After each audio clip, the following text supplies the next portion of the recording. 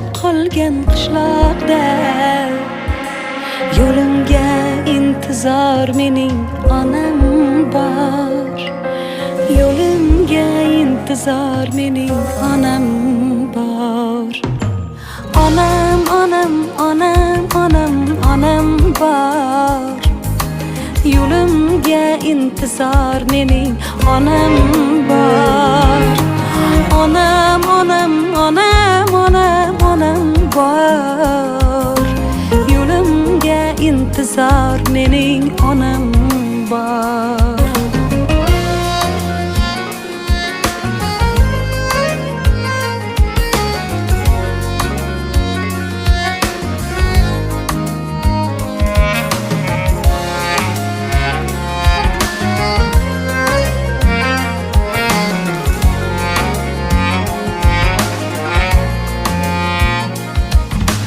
Daryo ko'nglini